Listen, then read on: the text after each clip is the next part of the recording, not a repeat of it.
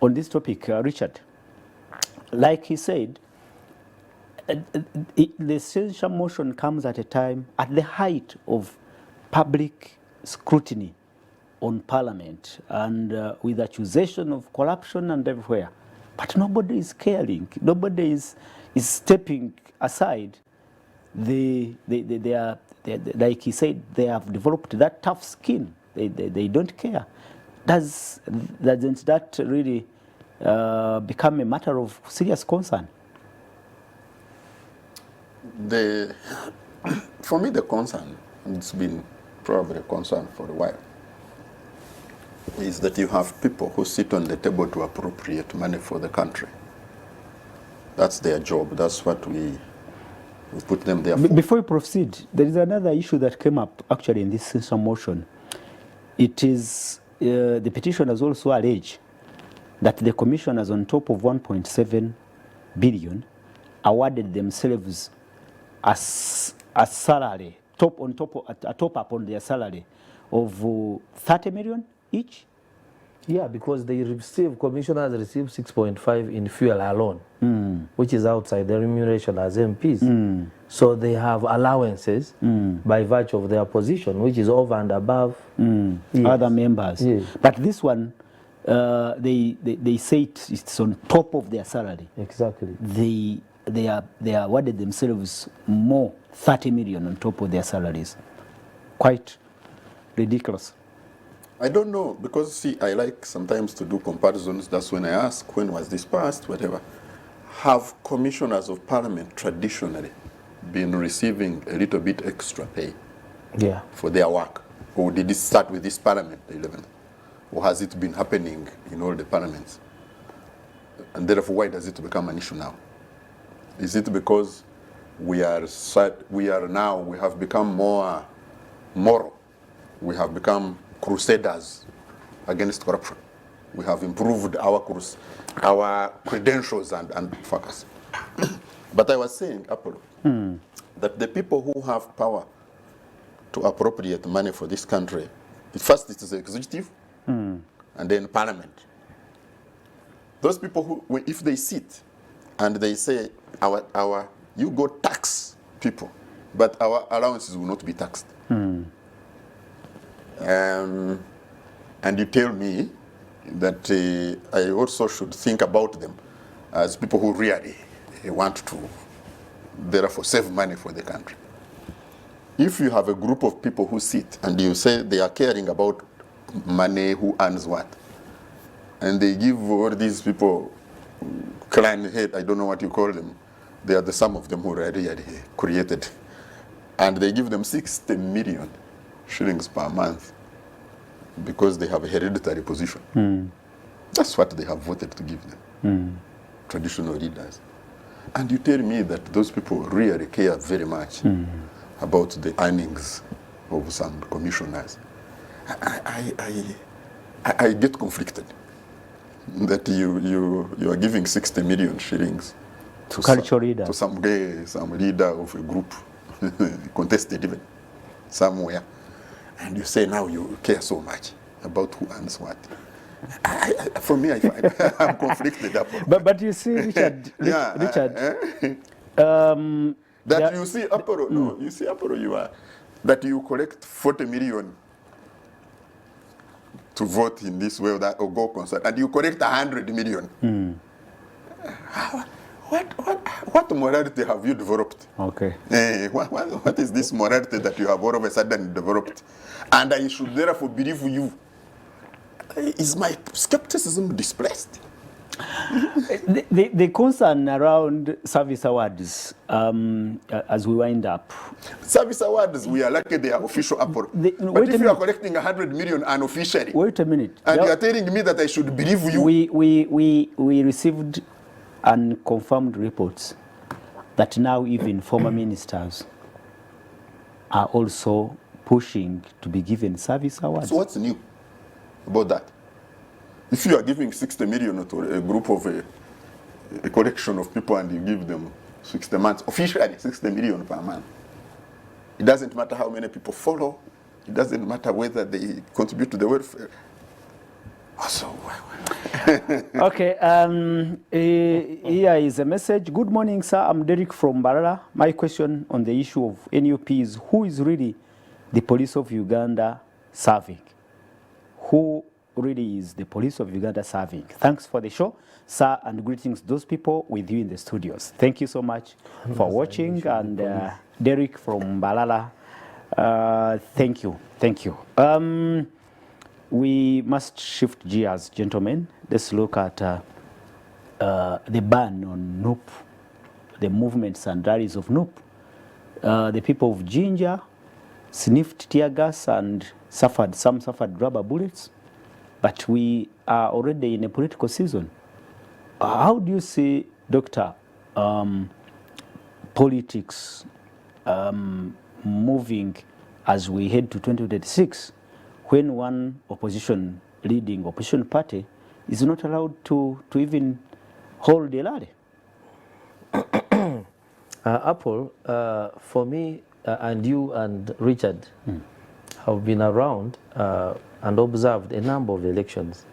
Some of them we have participated in them. It's not the first time that this is happening. I think there are usually breaks on certain groups of people when they begin to aspire to take certain positions.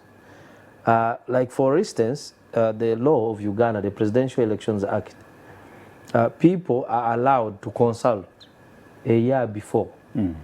If you want to run for president or you want to do, you write to the Electoral Commission and you inform them and then you are able to consult. But this never happens. The moment someone who exercises certain strength decides to do that, then the forces come against you. But this particular moment, I will not go to the previous, but let me compare. We are having the FDC, one of the factions, Katonga, that is led by Dr. Kiza Besigye, and they are traversing the country. They have been to most of the sub-regions. No tear gas, no rubber bullets. No rubber bullets. They have had, I saw them in Masaka just 2 days ago, having very, very peaceful. Of course, when I compare, the difference is that where Bobby Wine goes, I'm seeing lots of crowds of young people following him. And Dr. Besigye, I think it seems like the steam is a little low. Like where he was in Masaka, I saw like maybe either a quarter of the venue is only filled up. So maybe within the government they're saying the focus should be on this one who seems to have to be a bigger threat. And Uganda today is suffering the population. I call it a population. Okay, others will call it a population that we can reap population dividends. But we are also having a very young population, which is highly dependent. A population where the average age is 15.8. Such a group of people, especially if not nurtured, if their potential is not, nurtured, they can become a problem to the country. But if you invest in them, then you can benefit from them. I appreciate organizations trying, including Richard is now, which is mentoring young people, because it is a serious problem. Why is someone should be asking questions? Why is that? Where Bobby Wine goes, tens of thousands of youth are following, running miles and miles, chasing after the vehicle. Even when they have not had any message that is coming out of the mouth that is going to change their lives. For me, I see the 2021 is likely to play out, where we are going to have serious clashes between the people and security forces. And of course, our human rights situation right now, the way we stand, is not very, very okay. For a long time, Uganda was not being discussed in places like Geneva, but now we are regularly discussed because of the black spot on our human rights situation. And there are many people who are even pursuing that even our Human Rights Commission should be sanctioned because it's not doing enough to protect or to hear cases of human rights. So in that, I'm not going to expect any different thing from what happened in 2021 elections. Well, Richard, what do you make of this? Can I call it selective application of the law with the Katonga faction traversing the countryside? No PLOU, yes, PLOU. No tear gas, no confrontations, but even Akena is busy walking yes. in north there. But Chagulanyi and his group cannot be allowed to move. I wonder why you... The reason police gives is that in their previous national tours, there was chaos, there was stealing of people's property, and some people even lost their lives. That is what police says. That they have not harmonized and agreed to move away from that until now. But first of all, it would be, I think, incorrect to bring PLU in this league. Oh. Yeah, I think it would be incorrect. I would like you to close your eyes and imagine General Muhoozi Kainerugaba, The CDF. being gassed, tear gassed By who? by police that he has a right. I want you to close your eyes and imagine when General Yoweri Museveni It's an impossibility. is the commander-in-chief. Yeah, well, things happen. Maybe that could happen. But so this is why, for me, I think there is no selectiveness in the application of tear gas and the behavior of the police. It is when you are politically a threat, then the volumes of tear gas and water cannon and paint Will increase. and batons and bullets will increase. So you really want the police to waste tear gas on Akena, on Arebo? Why? Why really? Is it wasted? You'd rather leave it to expire in the stores. In the case of NUP, frankly. it's wastage. In the case of NUP, that's what you're insinuating. No, I am saying that you are saying that Honorable Akena is moving freely, walking actually, and you want a police can, a can of tear gas also to be... No, I don't think that's a proper use of resources. So, the new Chiza message is Chagure. Oh. Yes. Why do we forget how much deployment and tear gas and water cannon that was held at Dr. Chiza message? Yes, in the previous times. But now, you actually, if you have a way, if I was a strategist around President Museveni and PLU, and I had a way, I would be facilitating Dr. Chiza Besigye and his group to go around. Oh. Yeah. It is in the interest of the state. No, they're not the state. These individuals are not the state. They are individuals. They have taken over and subsumed the institutions of state, but they are not the state. So I would be interested to facilitate Dr. Chiza Besigye and his group to go around and weaken. And peacefully. And Go weaken. around Because they are anyway, what can they do? They only have to be peaceful. You see, Dr. Wanzara said something that you see these young people running after the Honorable Chagulanyi's car For miles and miles. on end. No one is paying them, no one is facilitating them, no one is, you can see it from the heart. That. Why would you, now that you want to retain power, why would you allow him, therefore, to go propagate himself around the country? Why are you handing over and surrendering your power? So, the Honorable So it's not about the violence that is meted on members of the public wherever the NUP supporters go. It's not about possibly disrespect of the law. No, you see, the law says you notify The authority. the police. There is nowhere in my knowledge, maybe I don't know, where the NUP has not notified. The IGP. So this is but it is important, I think, that you should dress your actions behind some legalism. Yes, you should, but the actions will be taken anyway.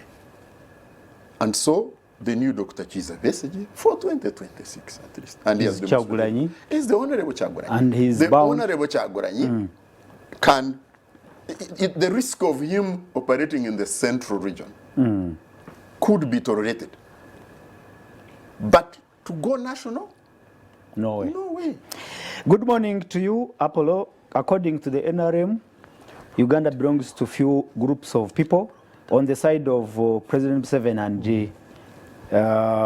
Muhoozi, but he should know that the only gift he can give to Ugandans is to hand over power to the people of Uganda peacefully. Thanks. I am Tusime Alex in Masindi. The people of Uganda, okay, thank you. I think that's the message.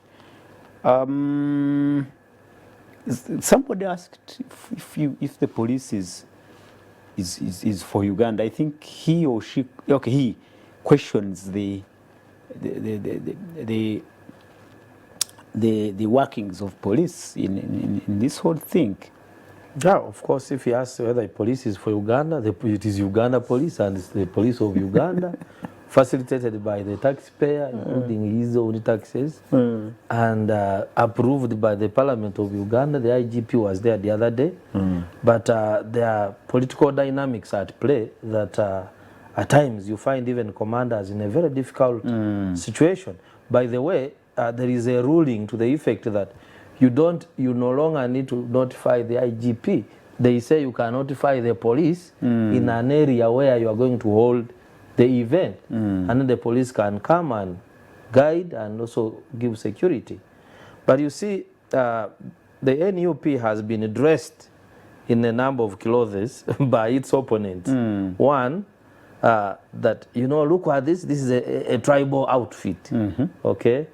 Then, when you go maybe to Palisa and people are expecting for you, then they must dress you in another attire that either violent or to prevent you from accessing there.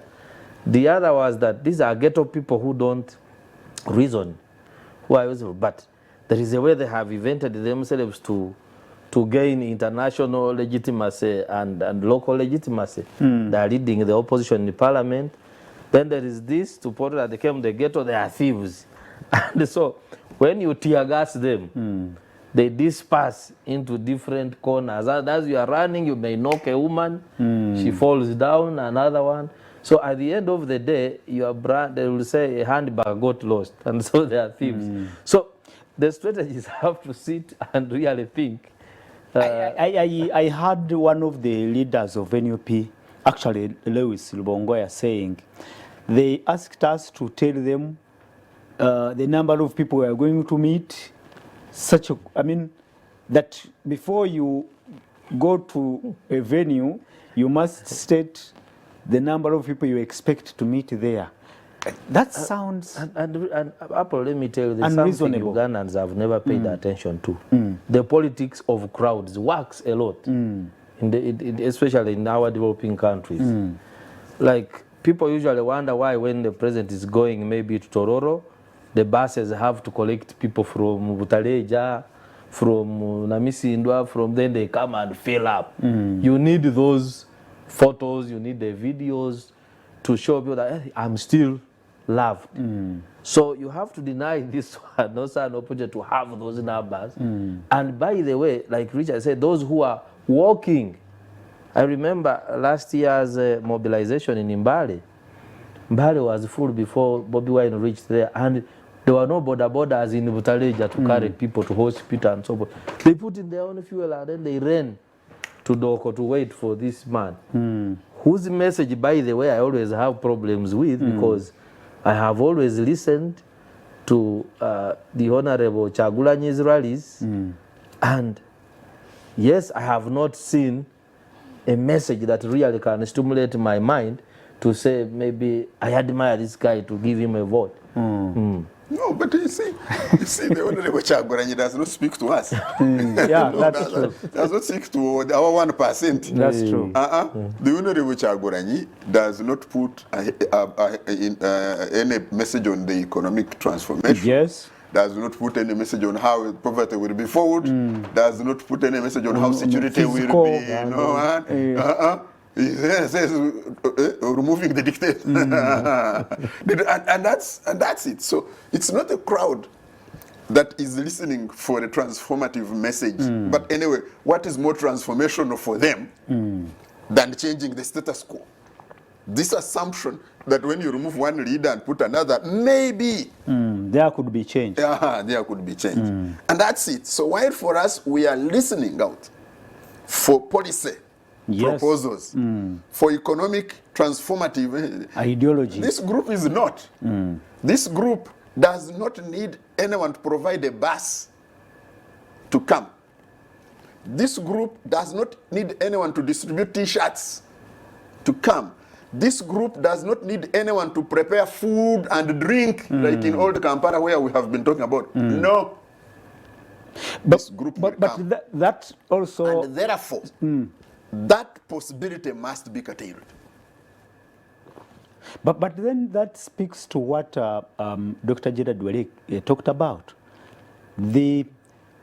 What the majority of the population really need is maybe not the message now, not the message you're talking about, that message tailored on their needs and on the economy or on the politics. I don't know how you get it. No, I want us to distinguish the word need. Because if a child, for instance, and I'm talking about a teenager, is insisting on drinking soda and eating crisps on a daily, that's what they like. As a parent, can you really say that's what they need? If a child wants you to give them their money and they go watch a movie, buy ear, and then so you surrender their school fees.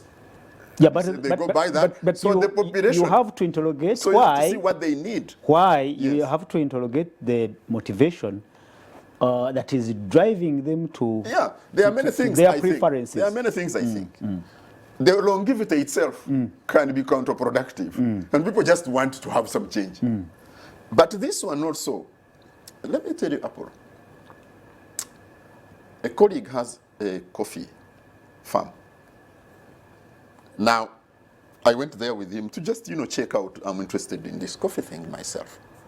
And he's employing not less than 250. When he calls for, they dig like for 2-3 days and, he finishes. Not less than 250 people came when they said there's work for 5,000 shillings a day. It's in Ntungamo, by the way. We are talking about Ankole. We are not even talking about your supposed disadvantaged places. And so we decided to say, now because we are going to register each one of these, their phone number, the ones who have IDs, and get their data, their age, and their level of education. That's where my biggest interest was. And they are between P1 and P5. And they are a different age range, mid-20s, a little less. I said, what's happening here? They said, no, we drop out. I said, is UP? He said, yes, there is some little money we have to pay, we drop out. Or sometimes books, or sometimes things. And I said, yes, these are the statistics we see. Because the government statistics tell you that since UPE started, I don't know how many years ago, and up to now. The dropout rate is very high. You have more than 20 million, actually, Ugandan children who have dropped out. These are the ones. So for them, any message of change may resonate with them. their needs. Because they are not reasoning at this level of GDP, public debt, nothing. Yes, and that's, I think, the issue that mobilizes. Those are the ones who make the support Those of are the ones. Kyagulanyi. Yes. Well, viewers, you can engage in the debate. We still have like 20 or 17 minutes for this show. Tell us what you think about the dynamics in politics as we head to 2026, looking at the largest opposition national unity platform not being allowed to hold rallies, but again, we are in a political season. The police says they have invited them to for a talk and a dialogue on how they can move forward. But do you see them finding a middle ground? Because the interests are different, like you said. Here you have, like you said, a police force that is taking orders for political interests, but again, you have a political party that resonates directly with a majority of the population. Wherever they go, the crowds are unbearable in political. Does not resonate with the interests of the other side. Do you see them striking a middle line? For me, being allowed to freely move around the country? For me, what is more predictable is that there is going to continue to be violence. That one is more predictable. But as a Ugandan who loves peace, I would encourage dialogue between the police and leadership of NUP. Because if you are legitimately a political party in opposition in Uganda, registered, you must enjoy your rights of doing recruitment, mobilization.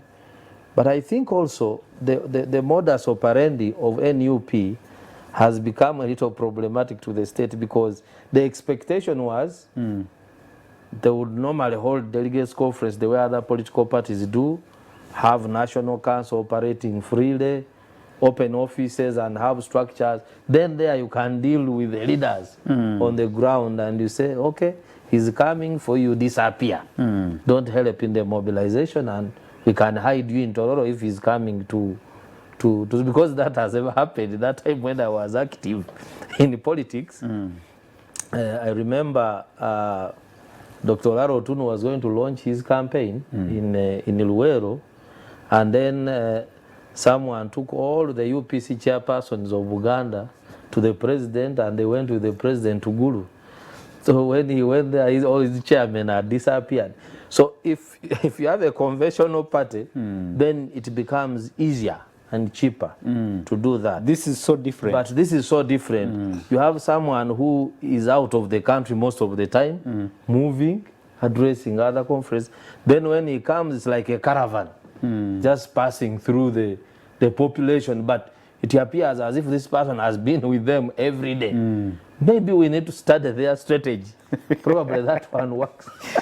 Okay, and he says, man, when you see how these PROs of Uganda police respond to some of the questions asked about NUP, you really wonder whether these guys have some little bit of shame on their faces. Just take a look at how Afandenanga fumbled on what exactly they want from NUP.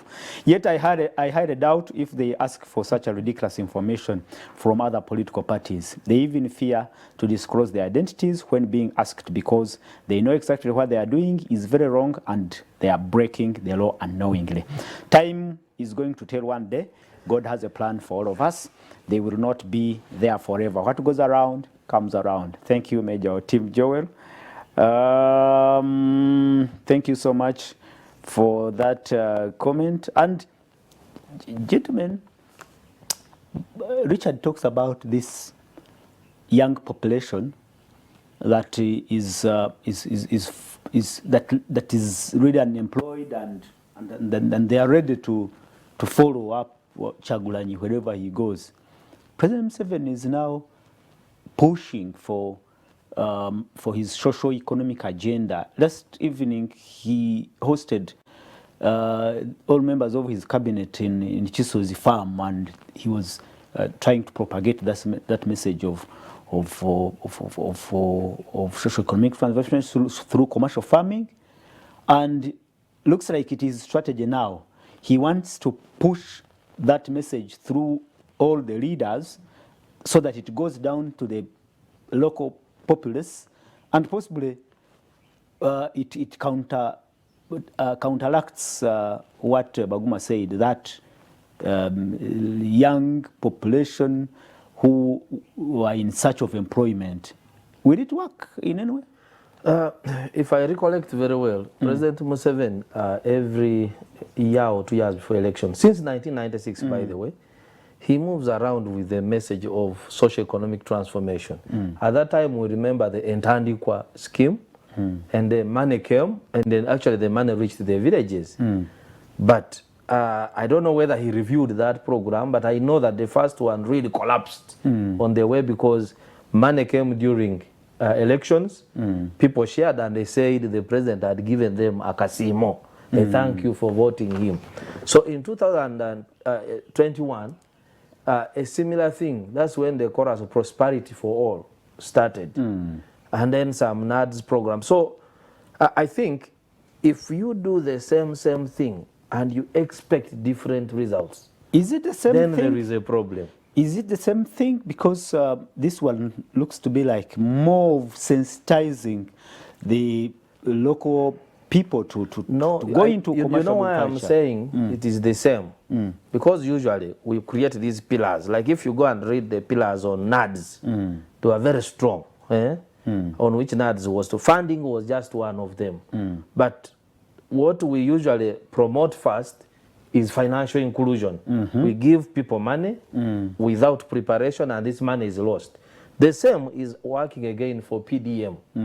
That we had the pillars of mindset change, we had the pillars of parish-based management information system, we had the pillars of value addition at a local level to the district. We had this, but what went first was money to people's pockets.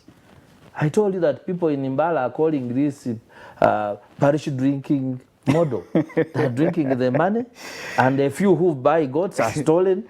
So at the end of the day, we may go back to the same results. So this transformational message is good, but it took too long to happen, and maybe we're not very serious, very serious. You remember the president used to take people to Chiruhura, to his farm, and he drives the MPs in the buses and so forth. But they would come back and say, but for you, you're president, you have all the resources, you have so many powerful people from here. By driving me in your farm, do you expect me, a single MP, to go and transform you think Iganga? there's nothing new about it? I'm not seeing anything. Richard, new. what do you say? Will it create some change and I mean in the mindset of those new young people, and possibly they stop running behind Chagulani's vehicle? You have just told us that you are going to cover live a PLU event. Yeah, I can't remember the name. Informal sector. Informal sector, something football. Kampala has, I don't know, 2-3 ministers. Yeah, and and all. And I don't know how many MPs. I want you to take a look how many of the ministers whom you call to go and transform the youth, how many have any leverage on such an event?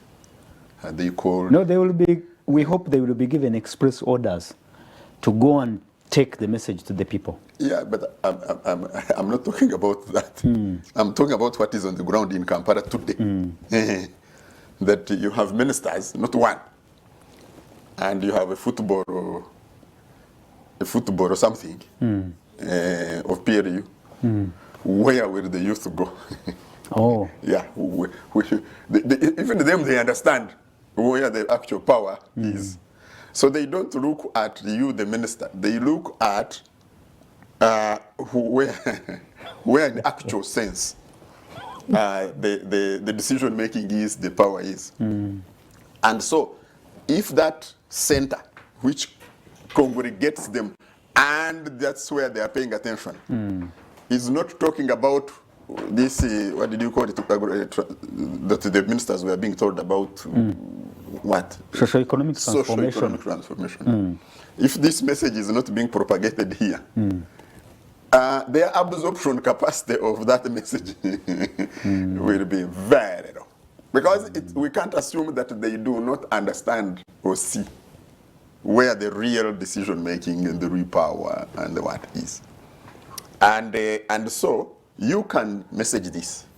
Dr. Weri again has talked about something very fundamental, which we keep talking about, that a year or two to the elections, poverty eradication campaigns, tours, actually, poverty eradication tours are undertaken by His Excellency the President to all parts of the country. And the programs, Apollo, I know you are questioning if they are similar or not, but Bonaba Gagawari, the next one was which one? Intandikwa. Intandikwa. Do you know the slogan of that? Prosperity for all, which is Bonaba Gagawari, but put in English. And then you have parish Development model. There is only one. Where he calls it parish drinking. Yeah, he didn't. He just reported that this is what it has been nicknamed. Yeah. And the pillars, if you read the pillars, they are not different. Yeah. You may want the same, but the pillars are the same. And there is only one pillar that usually functions. The one pillar that functions is give people money. And by the way, when you are giving it to them, you say you will pay it back. So when you are asking if you keep doing the same thing and you expect different results, no, I do not expect different results. I think that these programs should enable my president to be voted back into power. Oh. That is the result I expect. I don't know about you people. That's the bottom line. Yeah, I don't know what you expect, but for me. Thanks for the show, expect. and thanks for all you're doing. This is Alexander Mwesje from Ibanda. Me, I would suggest that they allow them to go, but let them be asked if they support homosexuality or not. That's when they will know where they fall. The first question on the rallies should be, do you support homosexuality or not?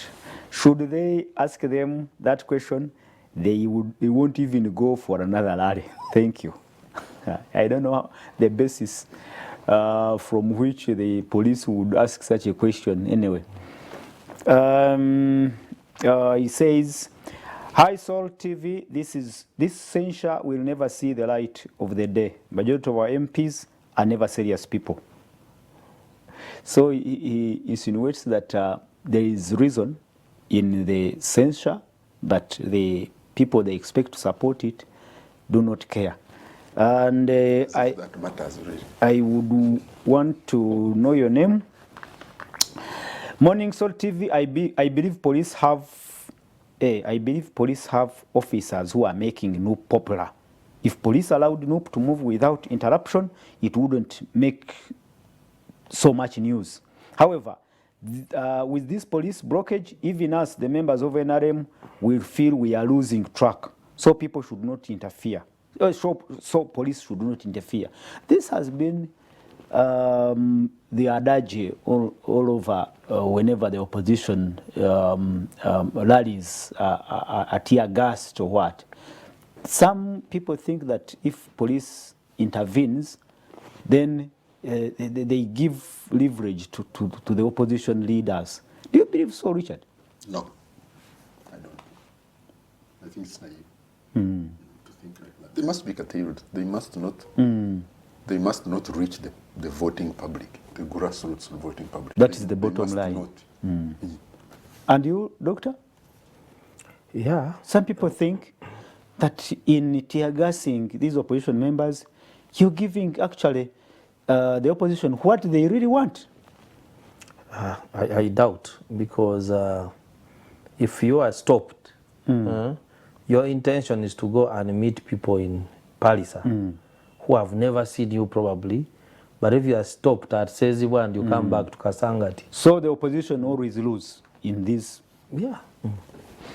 Okay, we must wind up now, but somebody says, good morning, all lacking, good morning all, lacking good message from NUP and the undecided Ugandans like me, given its fan base and idea of thinking leaves room for violence. However, that's what this regime mastered in most, especially calming them down. Newton in Budumba, Butareja district. Did you get his message? Not very clear. Not very clear. Well, thank you so much, Newton. I must be winding up, gentlemen and ladies out there. Let's now wind up, colleagues. You all agree that these confrontations will witness much more of tear gas, rubber bullets, and possibly violent scenes during, because we are already in a political season. Yeah, I do not see. It's like the Nyankore sayings. Some of them are not very. Not good to. They are adult sayings. That you see, once you have already, it's like that when a monkey climbs, then it cannot hide its bottom. You cannot hide its behind. I think NUP has already climbed the tree. It's like a monkey with a carrot behind. It is already there. So I don't see them stopping their attempts to reach the people. I also don't see police, which is a representation of whatever decision-making center, allowing them. I said the state, you said no. To go. That cannot be the state. I still insist and maintain that except if individuals attempt to turn themselves into the state, but the state is a state. The individuals are individuals, despite the influence they may have on the state. So I don't see these two stopping. Every time I tell people that when we are campaigning to do legislation or policy against alcohol, or for alcohol control or tobacco control, we say the industry, the tobacco industry or the alcohol industry must not be part of the policy making. Because you see, if you are talking about control and they want profit, obviously they will be in your opposites. So it's the same situation here. The people who control and instruct police and the NUP's work are in total. You're parting short, Richard. Yeah, so I think we should prepare for our usual tear gas times. Rubber bullets. You said we have a new cheese RSG. Yeah. We are lucky that we haven't gone to live bullets. It's also possible that we shall get there. Doctor, you're parting short. I think, based on what I spoke and him, looking at our young population, the school dropout rates, and other factors, Uganda is entering into a very delicate situation. We have had stability for quite long under the president, and usually when there's transition, there are a lot of forces that come from different angles. So for me, I only pray for stability of Uganda, so that our country is not torn apart by the politics or by greed or by any other evils. Thank you so much, our viewers, and thank you so much, the panel. Richard Baguma, profoundly honored to always have you on this show. And Dr. Jerere Wansara, thank you so much, a public policy researcher. Thank you for being part of the debate. And to our viewers, those who sent in their messages and observations, thank you for being a big audience. And loyal, very loyal. The major team proposed that we prepare. It is still early, we can do that. An end of year party for our... In fact, for me, it would be a failure if we failed to do it. Well, it is now time to, of course, go back and look at these issues critically. Those who are in positions of authority, please, you can see what is good for the people and do it. Thanks to the production team and everyone behind the dialogue. Let's catch up again next Saturday in another edition of the dialogue. From me, Prince Apollo, and the team, good afternoon and a very productive week ahead. Bye-bye. God bless you.